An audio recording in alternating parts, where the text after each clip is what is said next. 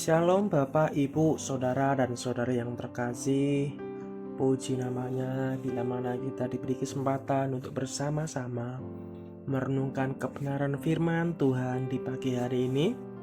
Dan sebelum kita melakukan aktivitas, mari kita minta pertolongan kepada Tuhan yang sudah menjagai kita, memelihara di dalam setiap kehidupan kita. Mari kita bersatu di dalam doa. Kami naikkan syukur kami di hadapan-Mu, Allah yang bertata di tempat maha tinggi. Kudus, kuduslah nama-Mu ya Bapa. Kami akan membaca merenungkan kebenaran firman-Mu. Tuhan mengurapi setiap kami, bagi kami yang selalu ingin dekat dengan-Mu. Biarlah kebenaran firman-Mu ini ya Bapa menjadi kekuatan, menjadi rema di dalam kehidupan kami, dan dalam kami melakukan aktivitas di sepanjang hari ini. Terpuji-pujilah nama-Mu di dalam nama Yesus. Haleluya, amin. Bapak, Ibu, dan saudara-saudari yang terkasih, renungan kita di pagi hari ini bertema kesengsaraan besar yang terambil di dalam kitab Matius 24 ayat 15 sampai 31. Lembaga Alkitab Indonesia memberi judul Siksaan yang Berat dan Mesias-Mesias Palsu.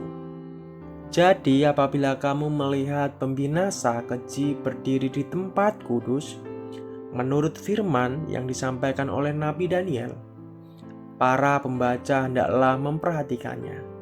Maka orang-orang yang di Yudea haruslah melarikan diri ke pegunungan.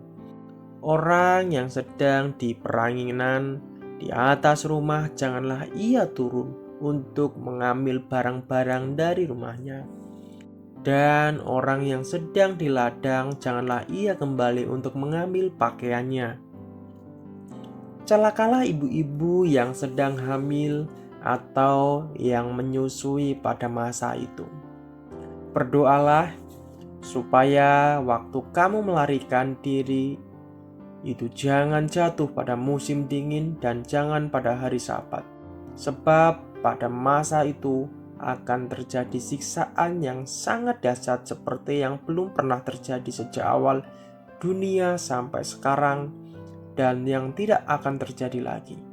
Dan sekiranya waktunya tidak dipersingkat, maka dari segala yang hidup tidak akan ada yang selamat. Akan tetapi oleh karena orang-orang pilihan waktu itu akan dipersingkat. Pada waktu itu, jika orang berkata kepadamu, "Lihat, Mesias ada di sini," atau "Mesias ada di sana," janganlah kamu percaya. Sebab Mesias-Mesias palsu dan nabi-nabi palsu akan muncul, dan mereka akan mengadakan tanda-tanda yang dahsyat dan mukjizat-mukjizat, sehingga sekiranya mungkin mereka menyesatkan orang-orang pilihan juga. Camkanlah, aku sudah mengatakannya terlebih dahulu kepadamu. Jadi apabila orang berkata kepadamu, "Lihat, ia ada di padang gurun," janganlah kamu pergi ke situ. Atau "Lihat, ia ada di dalam bilik," janganlah kamu percaya. Sebab sama seperti kilat memancar dari sebelah timur dan melontarkan cahayanya sampai ke barat, demikian pula lah kelak kedatangan Anak Manusia, di mana ada bangkai di situ burung nasar berkerumun. Segera sesudah siksaan pada masa itu, matahari akan menjadi gelap dan bulan tidak bercahaya, dan bintang-bintang akan berjatuhan dari langit, dan kuasa-kuasa langit akan goncang. Pada waktu itu akan tampak tanda Anak Manusia di langit, dan semua bangsa di bumi akan meratap, dan mereka akan melihat Anak Manusia itu datang di atas awan-awan di langit dengan segala kekuasaan dan kemuliaannya.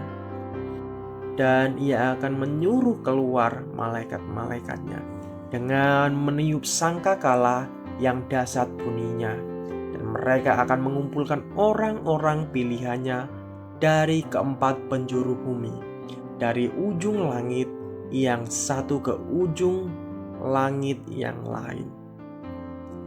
Seluruh bagian ini membahas hal-hal yang berkaitan dengan masa kesengsaraan besar.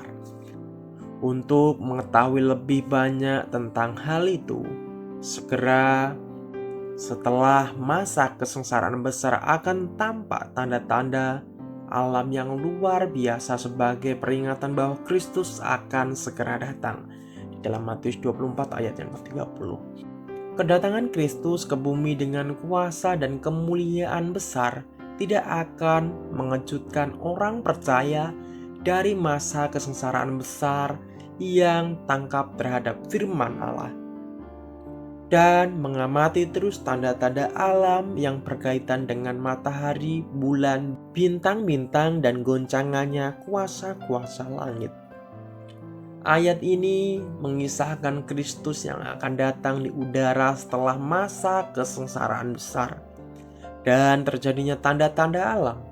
Ia akan datang untuk menghukum orang fasik di dalam Wahyu 19 ayat 11 sampai 20. Membebaskan umatnya yang setia dan menegakkan kebenaran di atas muka bumi di dalam Wahyu 20 ayat yang keempat.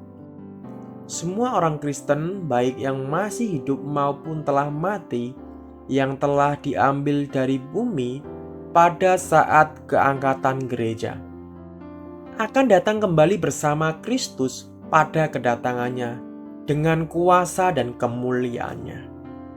Tanda-tanda dalam ayat ini barangkali adalah Kristus sendiri yang datang ke atas awan-awan kemuliaan, dikelilingi terang yang cemerlang, mengumpulkan orang-orang pilihannya.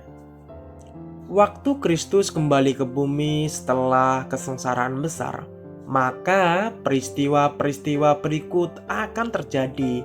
Yang pertama, Allah akan menghukum orang fasik di dalam Matius 24 ayat yang ke-30 dan juga di dalam Wahyu 19 ayat 11 sampai 21.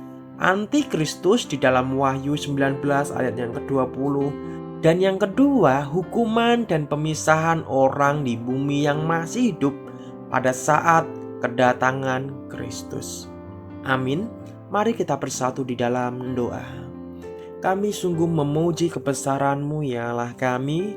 Terima kasih untuk kebenaran firman-Mu yang sudah mengingatkan kami ketika di hari kelak nanti akan datang hari kesengsaraan. Tapi kami percaya kami adalah umat pilihan-Mu, umat yang terus bersandar kepadamu, yang selalu mencari Engkau sebagai Tuhan dan Juru Selamat kami. Biarlah Engkau dapati kami setia seperti Engkau setia terhadap kami. Sekali lagi ya Bapa, kami mohon ampun dalam setiap dosa dan pelanggaran kami.